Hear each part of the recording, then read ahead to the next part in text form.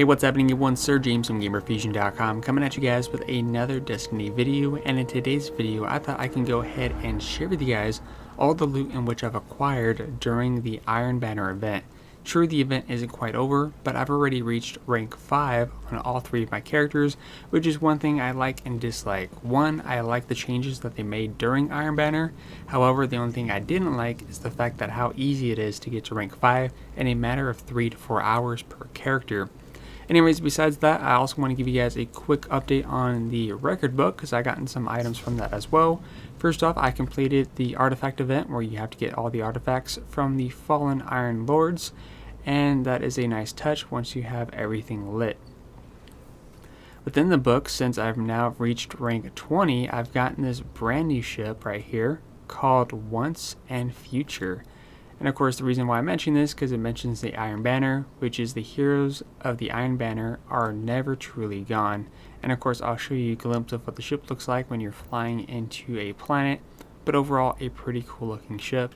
And of course, as for the record book, all you have to do is reach rank 5 in Iron Banner, and that will complete that particular bounty right there. Easy as that. Anyways, going back over to my character, here is what my character is at. Right now, I'm currently wearing the Iron Banner armor set minus the legs because that's the only thing I'm currently missing. But the armor set is known as the Iron Saga.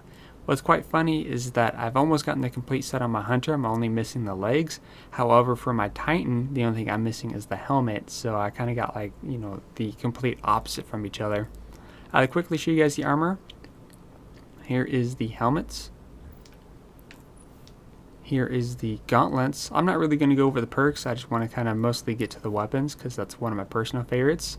As for the armor set, and the same goes for the Titan, which I'll show you guys that a little bit later, is that you have a little bit more of a chainmail effect. Those are the same boots I've had, and of course here is the cloak as well. And you get the armor pieces when you complete the bounties that you get that you're only able to pick up once. And of course, sometimes depending on what they have in stock, other pieces of armor may drop. Like for example, for me, it'll be the chest plate here. Anyways, moving on to the weapons, I've actually gotten a variety of good weapons here. The first one that I have here is a hand cannon. I'm not really much of a hand cannon person. I only had it on just so you could see the cloak a little bit better. But anyways, here's the hand cannon, which is called the Lingering Song. And that is what it looks like. And of course, here is the perks that I have on this. So nothing too special there. Then we're going to get to my personal favorite, which is the scout rifle known as the Distant Star. And I actually got a pretty good roll on this one, which came with hammer forge, explosive rounds, and rangefinder. And I was taking on a lot of enemies from either close range to long distances to the point where I was sniping with this weapon. And overall, the usefulness of this weapon is actually quite good, to the point where I was using this more than the Meta multi-tool. Next up is the auto rifle. Now, a lot of people have been complaining about the auto rifle, saying that it wasn't good, or at least based on the one that you can buy from the vendor. However, the perks that I got on this particular gun make this outstanding for close to mid-range combat, to the point where I was able to take on any blade dancer that came on my way, or of course any self-resurrecting warlock. But this one had perfect balance, lightweight, and of course counterbalance to ensure that the weapon's not going to sway away when firing this, because as you can see, well, it has an okay stability after I've done my little upgrade here. But overall the impact is low and has basically maxed rate of fire. And of course, I also have another auto rifle here, which I haven't got the chance to test out for these perks, but the perks here is Hammer Forge, which is something I would have used. And then we have Lightweight, and this one also has Focused Fire. When this weapon is zoomed, has slow rate of fire, kind of like the Servo's Regine, so I'm going to have to see how that one performs overall as well. Moving on to the special weapons, I have the Sniper, known as the Laughing Heart. Pretty cool sniper. The perks on here is Hidden Hand, Quick Draw, and Hand Lock Stock that I currently have equipped, and those are the other ones. And of course, we also have the shotgun known as the Proud Spirer.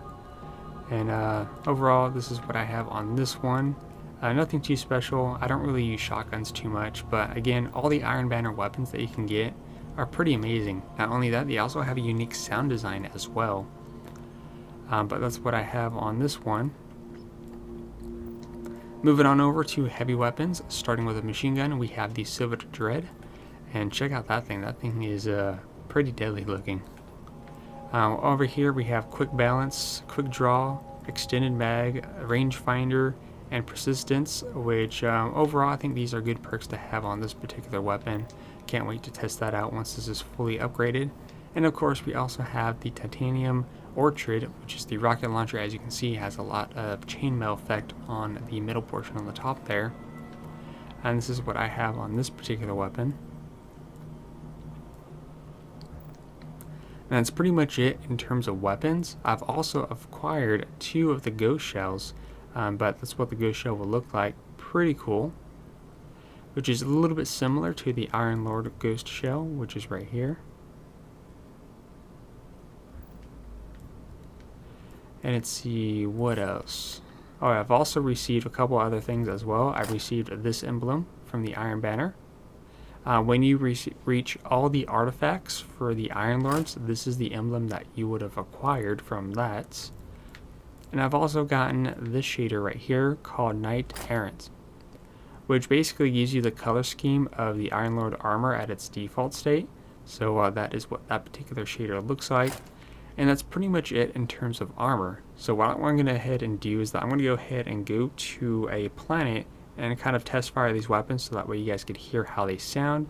Now, one thing that I did forget to mention in terms of the loot that I gotten is that over here where Lord Saladin is, he actually has something called the Dusty Iron Engram. For those of you wondering exactly what that is, you could actually get old Iron Banner armor sets from year 1 and year 2, which will drop from the helmet all the way to the boots. As for the mark, not so much.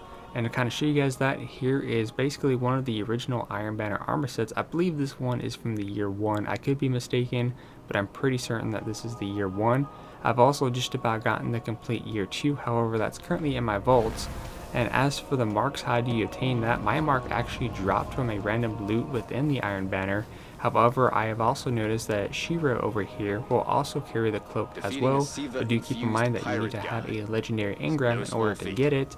And last week he actually had a different cloak, so it's another thing that I tended to notice is that he will actually have different cloaks during each reset. So it's also something to keep in mind, but with that out of the way, let's go ahead and get to the weapon test.